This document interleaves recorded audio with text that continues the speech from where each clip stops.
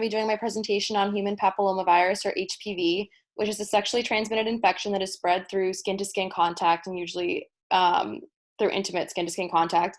It is common, and up to 14 million Americans will be affected with it each year. It manifests in the form of warts that will form on different parts of the body. The main form of treatment is focused on treatment of these warts, and I have some images here below that tell you like what a wart is, how you can determine if you have one, and the different types of warts will either be plantar warts, flat warts. It could also be genital warts and common warts. And I just have an image here too of the vaccination and the virus itself. So at risk for contracting HPV, your risk will increase as you start having more and more sexual partners. And if your partner themselves have multiple partners, obviously that will increase your risk too. Adolescents and young adults are going to form genital warts more commonly, and children will probably have the common warts. And if someone is immunocompromised, which could be a variety of things, obviously we're learning more about what that means now during the coronavirus, but for example, HIV or AIDS would result in you having a weak immune system.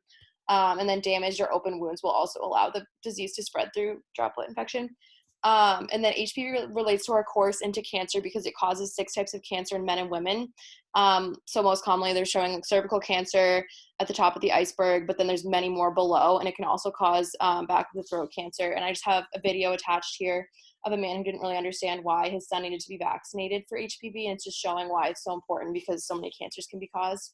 So the vaccine has been approved by the FDA. It's best to be received to children between the ages of 11 and 12 before they've engaged in sexual behavior and before they probably would have been exposed to the disease, because the vaccine is just less effective after somebody has HPV. So they just show nationwide how many girls and boys have started it, and that a doctor thinks it's important and safe, and just the fact that like so many people just have not been getting cancer as much because of the vaccination. And then here are my sources.